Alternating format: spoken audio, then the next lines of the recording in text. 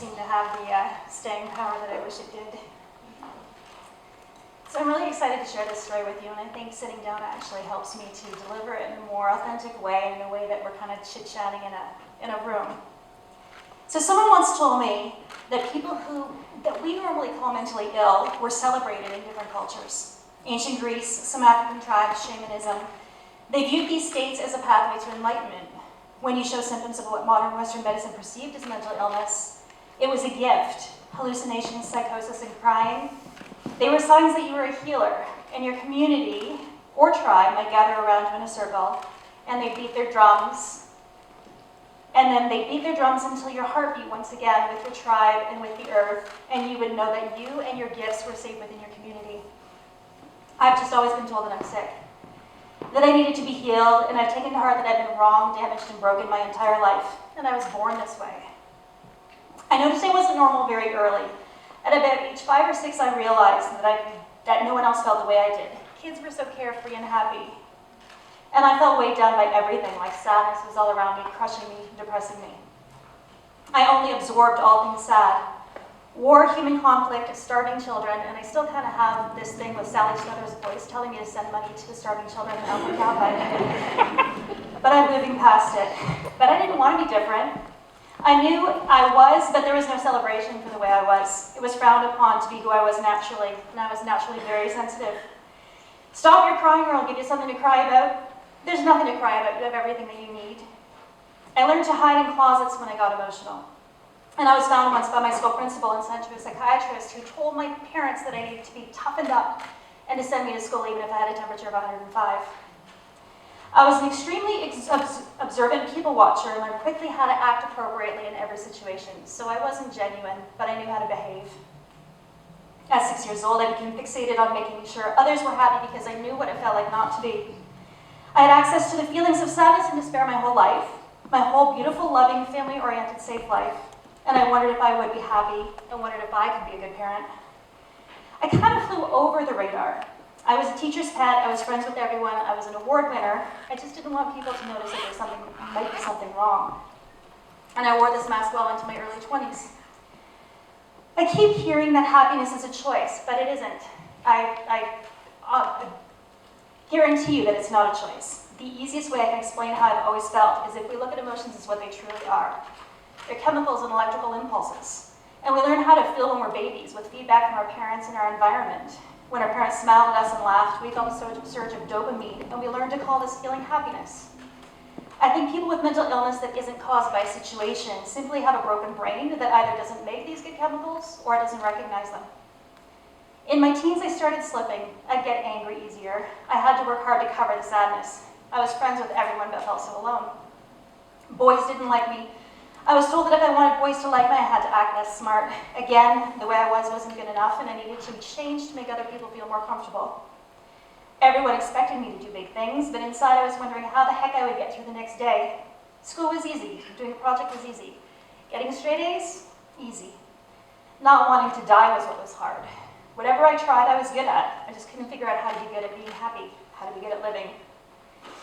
I've been hospitalized several times, but was once hospitalized to go off in an 8-week program, and a doctor pegged me within 5 minutes of talking to me.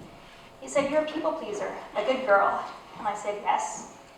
And he challenged me to break the rules while I was there. He told me to sneak out, swear inappropriately, skip a group session.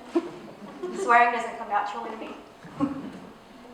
I didn't know it then, but he wanted me to realize that I could survive when things go wrong and when people didn't like me. That I didn't need to exhaust myself just to make the picture look good for everybody else. I started taking chances, making some poor decisions, even getting a little wild and crazy for me. I even got into a relationship with someone who I knew was a little iffy, and I ended up having to charge him with criminal harassment, and that was weird for me. Didn't feel funny at the time, but hindsight. I was always stable Shelley, smart, common sense Shelley, making all the right choices, and I actually let an abusive person into my life, so I understand now how that entire relationship works. But I still always saw the good in people because I needed to, I wanted to, and I kind of like that about me. My former husband and I separated while I was in a psych ward. I was not in a position to fight, but it's also not in my nature to fight. I had spent so much time assigning reasons for my sadness. I'm feeling kind of down, it must be my job, so I quit. I'm feeling uninspired, so I break up with a really great boyfriend. Brene Brown says if you walk through the world looking for reasons, you'll find them. But they weren't real for me. I hadn't accepted the fact that my brain was broken, so I didn't get to feel what I should have felt in every single situation. Why did I spend so many years trying to assign reasons for my sadness? Because I wanted to believe that the agony that I felt was because of something real. And it wasn't, it was just depression. Lots of people ask me what it's like being in a mental health hospital. And it's where I get better, but it can also be terrifying. I've often heard people say that high-functioning sick people like me shouldn't be where the window lickers are. The sociopaths, the angry addicts who stare in your eyes grinning while they pee their pants because the bathroom door is locked. The girl with schizophrenia pacing around convincing herself not to kill everyone. The strange man who sneaks into your unlocked room at 2 a.m. looking for snuggle time. But it isn't always these heartbreakingly ill patients whose behavior is upsetting, because they're really sick.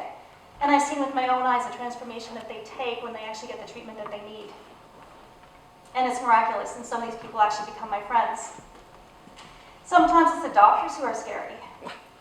The ones who tell you you're just an attention-seeking downer, or you're just a woman, it's your job, and you should be happy to give your husband a blowjob whenever he asks for it.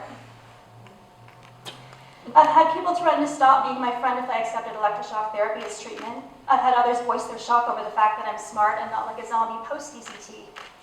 I've spent my life having to prove myself over and over again. I've been judged and shunned and shamed.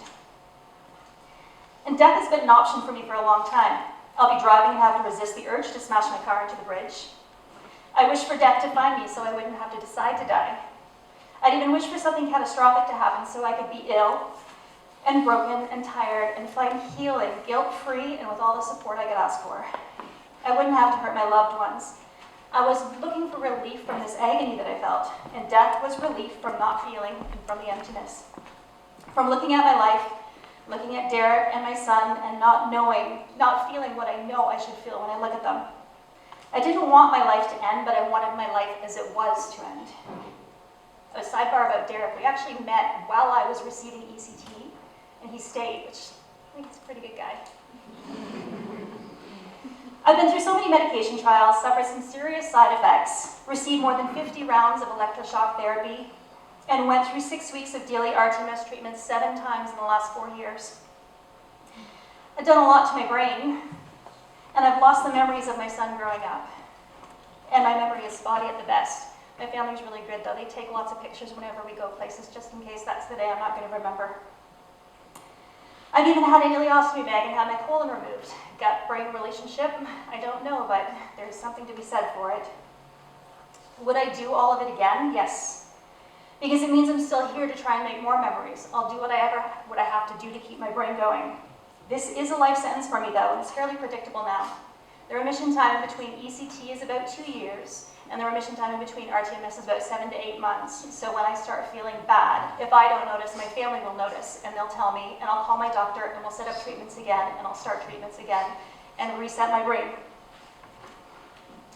Your body has a homeostatic state, and when my brain is reset and I'm doing well, I still know that it's going to return to this state, because that's the way I was born, and that's the way my brain just naturally wants to be. But despite my broken brain, I've managed to create a good life. And I somehow created a son who I haven't yet ruined. 2 years ago, my 13-year-old son, Zach, spent 29 days running, walking, and biking from Barrie to Ottawa to raise funds and awareness for youth mental health. His goal was to raise $10,000. The moment he crossed the finish line, it was an incredible moment. It made me realize that it was worth everything that he jumped over. He jumped over so many hurdles. He learned so much about himself. And it made me realize that I could share, because he said he was inspired by me to do this in the first place. And to date, Zach has raised over $134,000 for the new Child and Youth Mental Health Unit at RVH. He was quoted as saying, if things had been different when my mom was little, maybe her life could have been better. And I don't want to be cliche and say that I wouldn't want things to have changed, but what would I have wanted? To have felt accepted, to have felt celebrated, to have felt real, to have felt heard, to have felt. Depression is now the leading cause of disability worldwide. Think about that for a moment. Depression, not heart disease, not cancer, not stroke, causes more disability than any other health condition on earth. I used to be bitter about how lonely the fight is, and I'd say to my mom, where's my fucking cupcake? Where are my casseroles and the bell to ring on my last treatment? There's no badge of honor for survivors. We need to celebrate the survivors of mental illness, the warriors with cupcakes and casseroles and acceptance. This is a life and death battle. It's taken me over 25 years to find my treatment and my tribe and the gift in my broken brain. True love, connection, and acceptance I receive from my family and friends is a gift. Helping others is a gift. I have people that celebrate my last treatments with cupcakes. And I like who I am. I'm kind, sensitive, empathetic, I'm smart, I'm generally positive, and I'm still a good girl, sometimes a doormat. And I heard someone say, don't cross oceans for people who wouldn't cross a puddle for you, which I thought was good advice. But then someone else spoke up and said, no, do it, do cross oceans. Cross oceans, climb mountains, don't judge people. No wondering whether they're worth it or not. And then I changed my mind. So whatever life throws at you, find your own path of healing and walk to the beat of your own drum.